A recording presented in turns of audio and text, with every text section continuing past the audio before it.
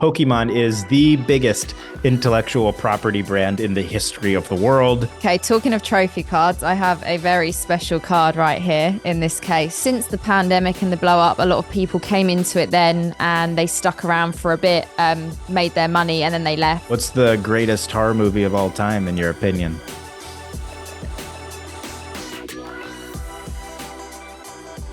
Ladies and gentlemen, welcome back to the show. Today we have Chloe in, and we're going to do the normal 5 items from each of our collections. We'll dive into the whole world of Pokemon. This is going to be a lot of fun. Chloe, thank you so much again for doing this. Yeah, thank you very much for having me. I'm looking forward to it. All right, well, without any further ado, do you want to show the first item from your collection here? Okay, I will. I'm going to start off with a booster box. So this is a Secret Wonders Diamond and Pearl era booster box. So vintage now with Pokemon. I don't actually have many sealed booster boxes in my collection, but this is one of my favorite sets of all time. And after the boom, which we just spoke about briefly before we started, when everyone got back into it, prices went crazy. And I never thought that I'd actually get one of these in my personal collection because it got really expensive for what it was. But actually, at the start of this year, I was lucky enough to pick one up. So it sits in its little case on my shelves in my streaming room, and it is one of my prized possessions. I'm definitely not going to open it. That's the toughest part about collecting sealed stuff. I was super lucky enough about 2 years ago to open a first edition base set. Wow. And I mean, it's painful. It's painful because thankfully I didn't put up the money for it, because at the time those were what, $250,000, $400,000. A lot of money. One even broke up the packs and sold for nearly $1 million. And you know the math on it. The math is not in your favor of making your money back. So it's, I mean, you're doing it for the community if you're opening it at that point. Very much so. Very much so. I have a lot of respect for anybody who's able to actually collect sealed wax. It's a good quality as a person to have, to be able to. It is. It's a bit of like self-control.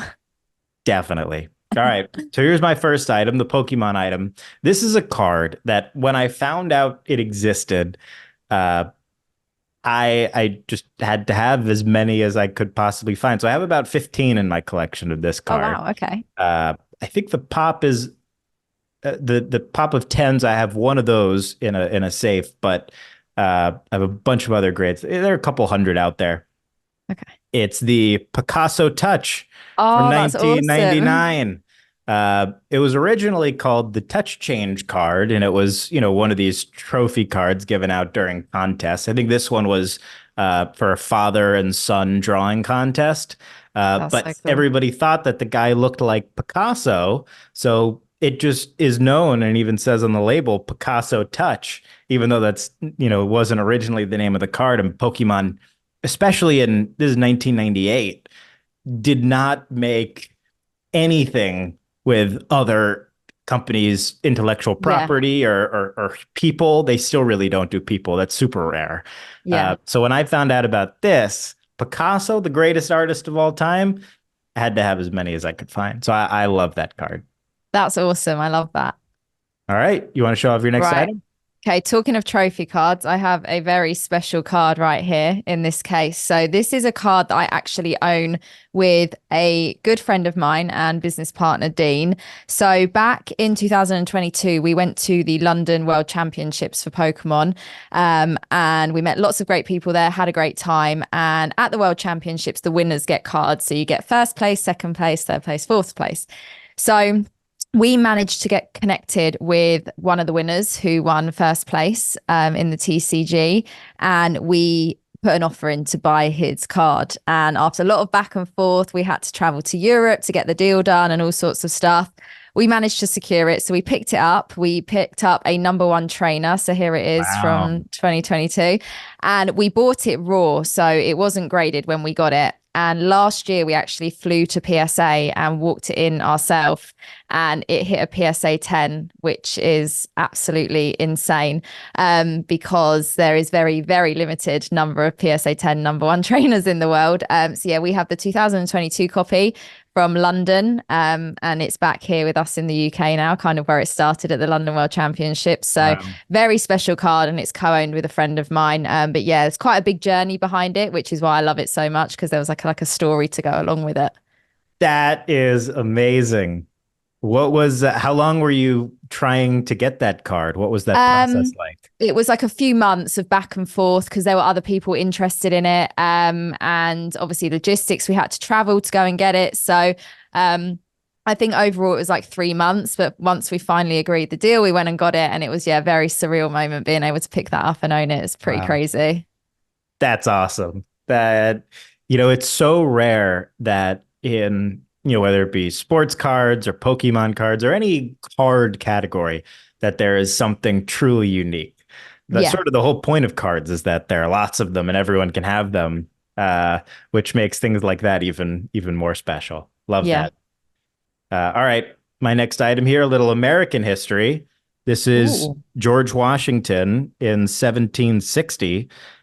He was in debt. So when he was about my age, I'm 23, he bought more land than he could afford. So he had to sell bonds to cover his debt. And this is a bond receipt. So he wrote it out in 1760 for, I think it says Wow. 13 shillings. And then he signed it on the bottom. And this was the receipt for the bond that he secured to pay off his debts.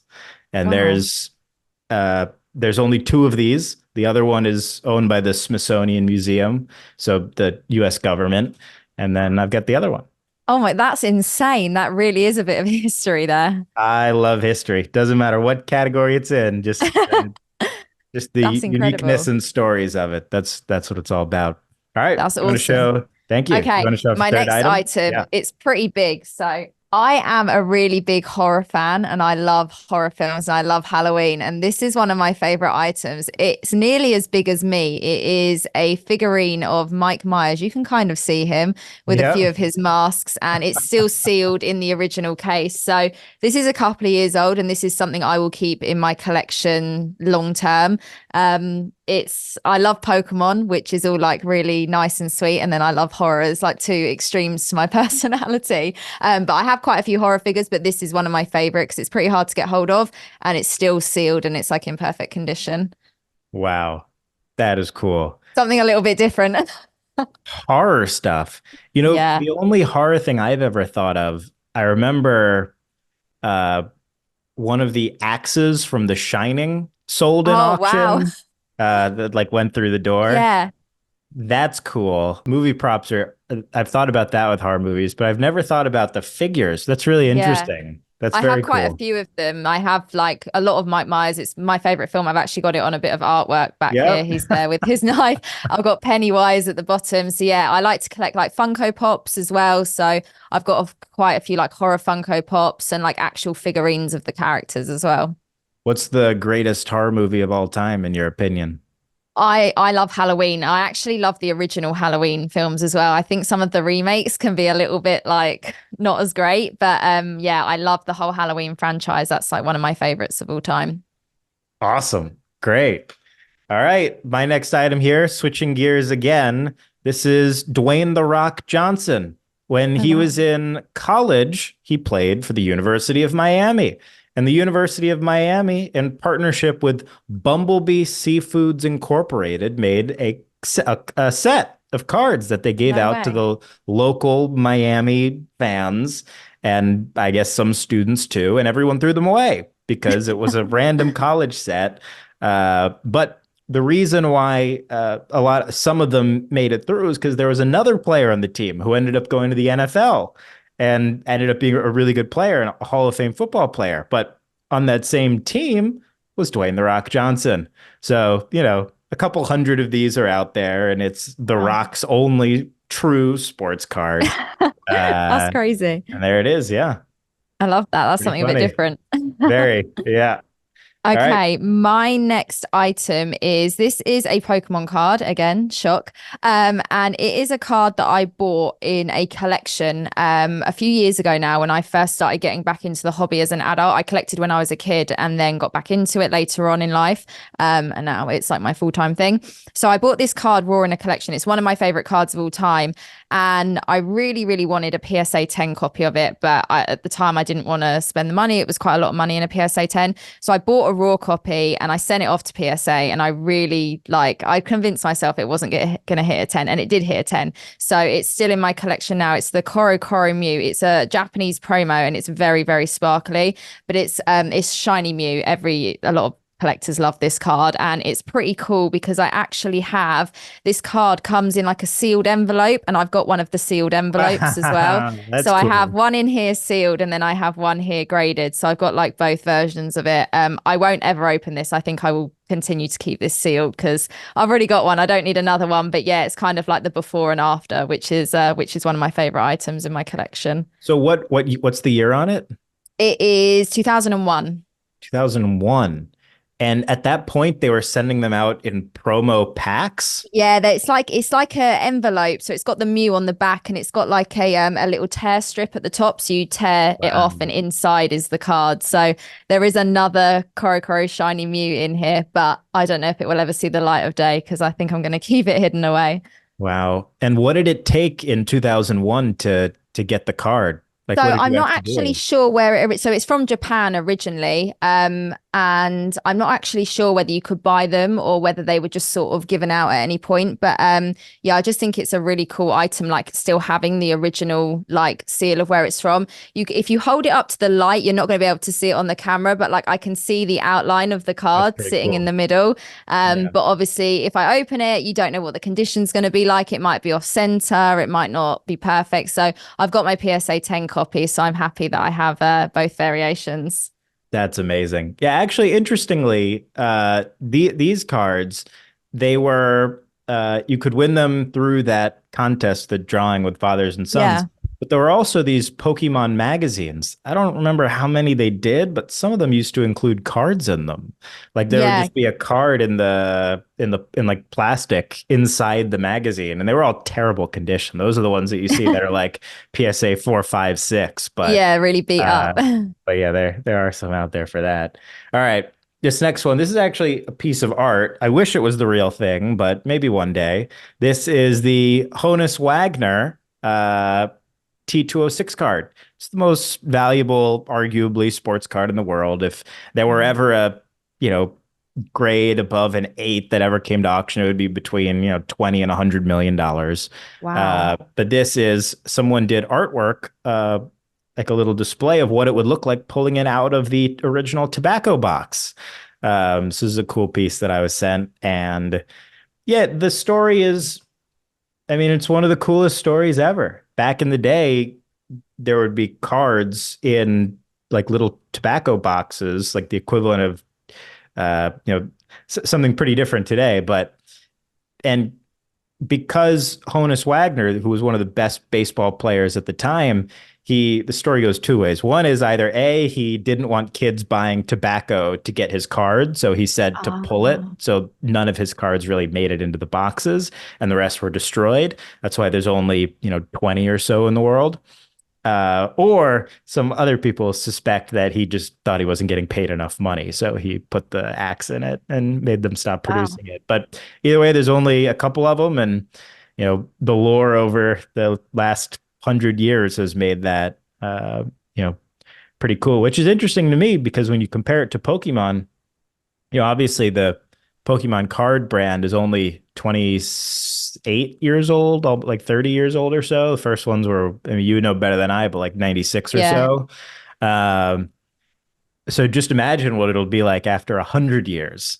Like Yeah, that's crazy. what stories will be misinterpreted or Yeah. changed or Yeah. made up that will affect some items and characters over others.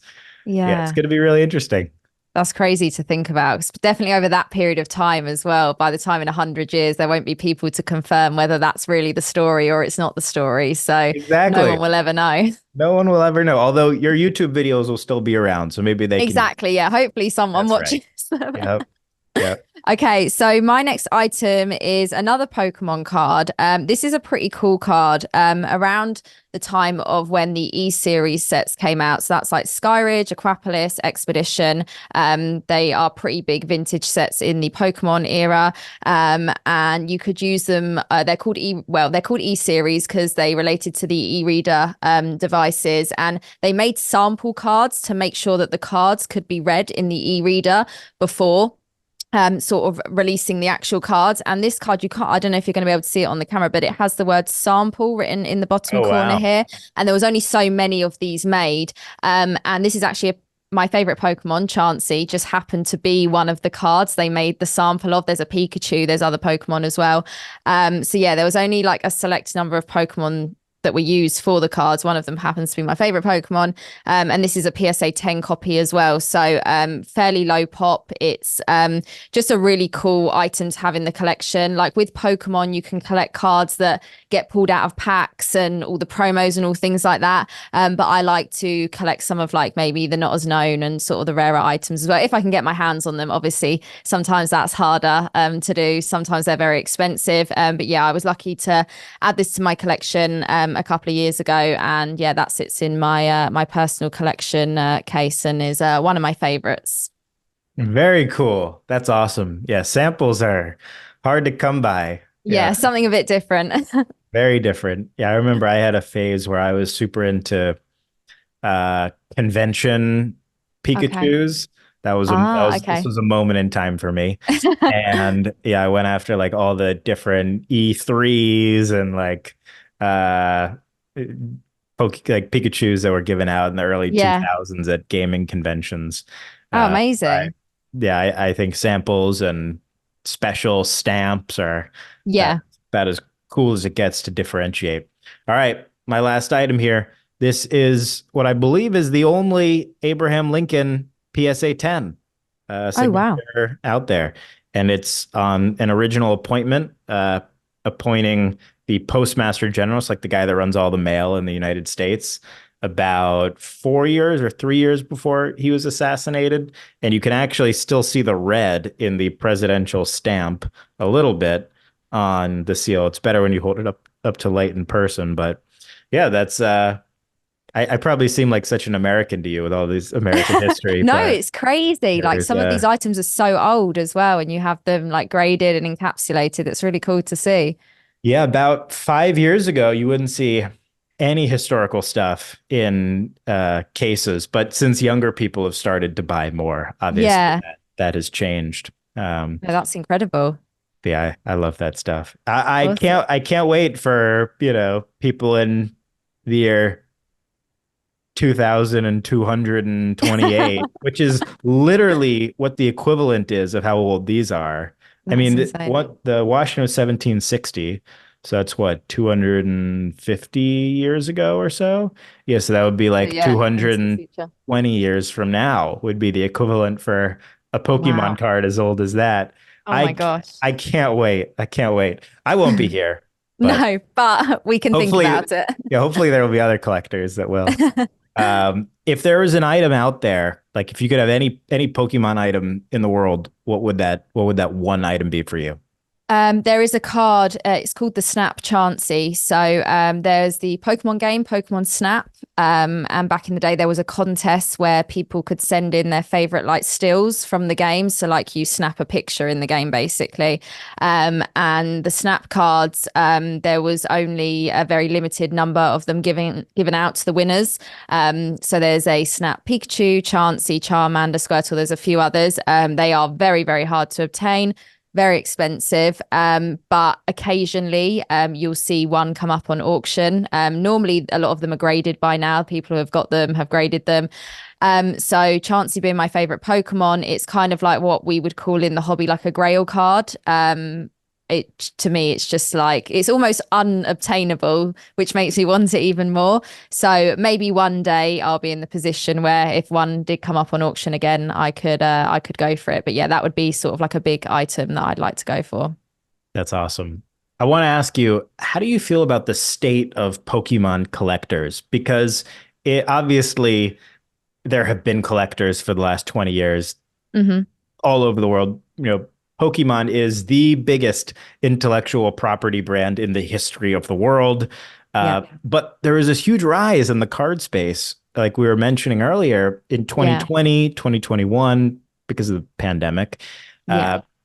How do you feel about the state of sort of the Pokemon hobby today? I mean, so since the pandemic and the blow up, a lot of people came into it then and they stuck around for a bit, made their money and then they left. But there is still a lot of people that are still in it today. I actually own a TCG store myself. I just opened up a store here in the UK. And to Congratulations. me, thank you. To me, I mean, there's all ages that come in. So we have like the kids, so like the, kids 5, 6, 7, 8 years old, and then the people my age, like I'm 30. So lots of collectors my age. To me, it's still thriving. The community is still as busy as ever, as crazy as ever. We're seeing crazy things happen on auctions with, certain cards selling. Don't get me wrong, things have, changed a lot since the pandemic and the blow up. There are things that aren't worth anywhere near as much as they were back then. There are some things that have held and, they continue to sort of creep up as they get older as well. But as like a hobby and a community as a whole, I still think it's great. I mean, I love it. I do it full time. I make videos and I have the shop and everything in between. But yeah, it's so interesting seeing the younger kids come in and like they're talking about the vintage cards that to me are the cards I grew up on. And then that makes Right. me feel really old because they're referring to them as vintage. So does that make me vintage, even though I'm only 30? But no, it's really great seeing having the store and being able to mix with like the two different generations of collectors, basically. That's really awesome. I mean, apart from like another global pandemic, is there anything, apart from just like the general aging of the collectible class, which historically is a good thing, and also Yeah. something that I think about a lot, um, is the demographic that grew up collecting an era eventually reaching their financial maturity and coming back into it. I Yeah. don't think Pokemon is quite old enough yet because people make the majority of their money in their 40s and 50s. And people that grew up collecting Pokemon, I don't think are quite there yet, or at least they're Yeah. not all there. Is there anything that you think about in terms of like what could be another catalyst for sort of the whole space? I think the next big anniversary, the 30th anniversary, which is in what year are we? It's a year or 2 years. I think that will be maybe one of the next things that kind of maybe either draws people back in or starts to pique interest again. Normally when there's anniversaries within Pokemon, there's normally quite an exciting set that gets released sort of alongside that to celebrate. There'll be other things that happen, and I feel like that's when a lot of interest, it draws people back in. They normally, not normally, last time they did something where they sort of released a set and they included artworks that were based on some of the original sets and basically every set between then and now. So it kind of drew in everyone because it was all different eras. So yeah, I definitely think the anniversaries are for within the hobby a big thing because they definitely it brings a bit of excitement in for people. They always do something special, and I think it catches people's attention that maybe were outside the hobby and then sort of slowly Yeah. start to make their way back in again. Oh, definitely. And, something that I think about a lot too is, as more and more content is created around the space, I think those are all great catalysts. And also the one-off things that can draw people in. Like I don't remember whether it was last year or the year before, but what was it, the Van Gogh Pikachu that Ah, yes, yeah, just last like year. set everything off. Yeah, Everyone in like the broader collectibles scene that I pay a lot of attention to was talking about that because, sometimes there are these sort of quote unquote free money things that yeah, happen, and that tends to rile up a crowd that is probably not day to day in the space as well, but it can Sure. make people look and think about, uh what else is out there. And Yeah, then definitely. I generally also think the Pokemon brand is as strong as ever. Yeah. You know, you can't walk anywhere in any city in the world and not see someone wearing something or with some Yeah. accessory that has to do with some character. Uh, Yeah. and that's probably a pretty good sign too. Yeah, and I mean they do a lot of collaborations. I mean they collaborated with Fendi earlier this year and they dropped a line of handbags and purses and clothing that were incorporating some of the dragon Pokemon like Dragonite and Dragonair and Dratini.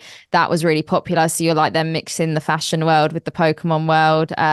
Like you say, the Van Gogh collaboration, that was crazy. That caused like a bit of like hysteria that I've never seen anything like that. Like there were the videos of people in the merch shop in the museum literally fighting each other for pencils and Yeah, like for books and like yeah, it's posters. insane. It Insane. was it was insane. I was lucky enough to actually go to the museum after it had calmed down a bit, and they were still giving out the promo cards at that point. But I think about 2 weeks after I had visited, they stopped giving them out because there were people literally standing outside the museum, like throwing money at you to get the promo card. And it was insane. They don't even care about Pokemon. They just see the money part of it and they want to get involved and they see everyone else getting involved. So yeah, there's been some crazy things, but I feel like Pokemon will always kind of, well, it's relevant everywhere, like you say, and there's always collaborations going on. That means they're sort of, dipping into other like markets and areas and always putting themselves out there. But yeah, it's absolutely huge. It's insane. Yeah, that's such a good thing for the brand, for any big older intellectual property to be collaborating with whoever is hot today. Like it's smart that they're doing that. Yeah. Who owns Pokemon? It's a combination of Nintendo and a couple other brands, right? Yeah, and creatures. So obviously in Japan, obviously where Pokemon originated, like I went to Japan last year for the first time ever, and seeing it out there compared to like you think here that you say everywhere in the world you go to major cities, everyone's wearing something or there's, something in shops. Out there, it's on a different scale. It is like part of their lifestyle and culture. They're like I've just never seen anything like it. I don't know whether it was more enhanced because we were there for the World Championships, but it was off the scale. But yeah, like back in the day, it was Wizards of the Coast did all the printing for the cards, and that's what people refer to as the WotC era. Then it went to Nintendo during the EX era. When things, well, I don't say that is still vintage now because that was like a long time ago. But yeah, no, it's crazy. Like the money behind it, and even when it did change hands, then it kind of died down a bit during the EX era. Those are the sets that now are really expensive because they weren't printed as much and there wasn't as much interest. But that's where you get a lot of the gold stars, which are kind of some of very popular vintage cards that are available.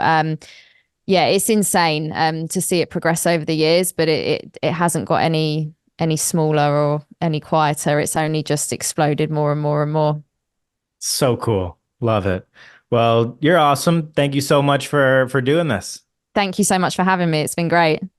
All right. Where can people watch more of your stuff? YouTube, I make videos, I do live streams, and on Instagram as well. I'm always posting my collection or what I'm up to, Pokey Chloe on both of those platforms. Amazing. All right, everybody. See you next time.